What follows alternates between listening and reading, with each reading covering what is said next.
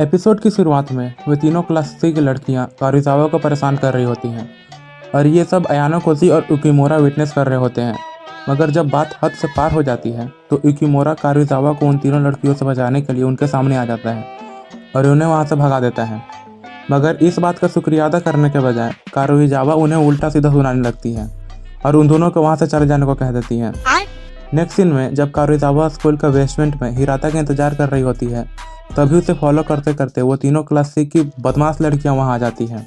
बल्कि इस बार तो उन्होंने अपने साथ उस रिका नामक लड़की को भी साथ ले आया होता है, जिससे वो तीनों कारुजावा को पिछले एपिसोड में माफ़ी मांगने के लिए बोल रहे होते हैं। और इस बार वे तीनों बात करने के बजाय सीधा वायलेंस चूज कर लेते हैं और रिका नामक लड़की, जो कि देखने में इनोसेंट और छोटी सी दिख रही थी, उसे इतने चाटे मारती है मानो उसका कुत्ता बना देती हो। और जब यह कार्यक्रम ख़त्म हो जाता है तब वहाँ एंट्री होती है अयानो कोजी की, जो कि पहले से ही सारे चीज़ों को देख रहा होता है। और वहाँ पहुँचने के बाद दिलासा देने के बजाय उसे उल्टा सीधा सुनाने लगता है, पास्ट के बारे में बताने लगता है। यहाँ तक कि उसका टेस्ट लेने के लिए उसे इतना नीचा गिरा हुआ काम करने को बोलता है जो कि मैं इस वीडियो में बता भी नहीं सकता हूँ। और फिर यहीं पे आता है वो सीन जिसमें मैंने एक एडिट भी बना रखी है। What is this trauma that you're hiding? I want to see it for myself. अगर सालों व्यूज़ के नाम पे तो कद्दू कुछ नहीं आ रहा है। और छोड़ो, वीडियो पे वापस आते हैं।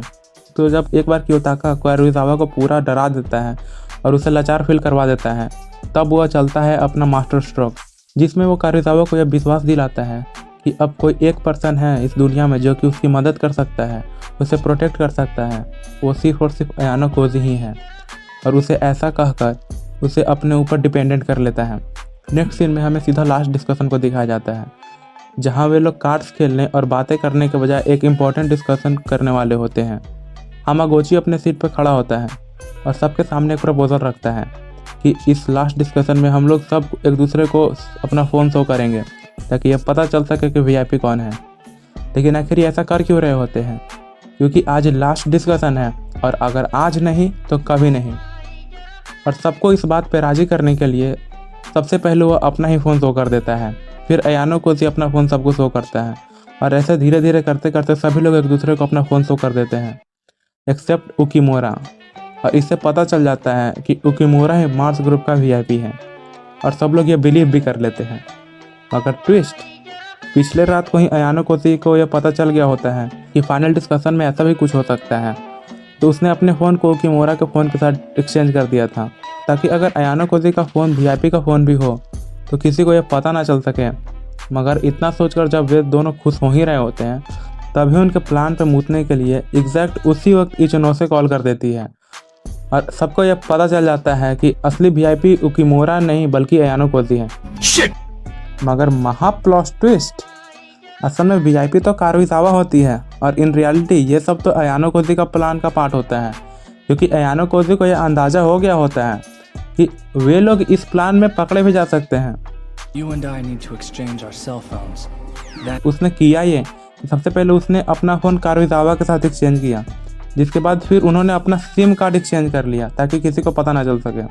फिर उसने दूसरे लेवल को बरकरार रखने के लिए युकिमुरा के साथ अपना फ़ोन एक्सचेंज कर लिया, जो कि असल में कारुजावा का था, जिसके कारण अगर वे लोग इस प्लान में पकड़े भी जाएं कि उन्होंने अपना फ़ोन एक्सचेंज किया है तो किसी को कारुजावा के बारे में पता भी ना चले।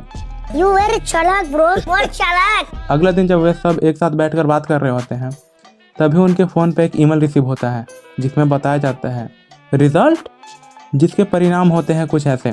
क्लास ए को मिले होते हैं -200 पॉइंट, क्लास बी को कोई भी पॉइंट्स नहीं मिले होते हैं, क्लास सी को मिले होते हैं 100 पॉइंट्स और क्लास डी को 50 ओवरऑल पॉइंट्स यानी क्लास पॉइंट्स मिले होते हैं। मगर आखिर ऐसा हुआ क्यों? और इससे पहले कि होरिकिता इस पर कुछ रिएक्ट कर पाती, वहाँ फिर से रियोन टपक पड़ता है चिमकांडीगिरी करने। अबे ये बहन का लोड़ा, ये जहाँ दिख जाता है ना मेरे को गुस्सा हो रहा था भाई। और इस बार वो होरिकिता को प्रपोजल देने के बजाय धमकी देके चला जाता है और ये एपिसोड यहीं ख़त्म।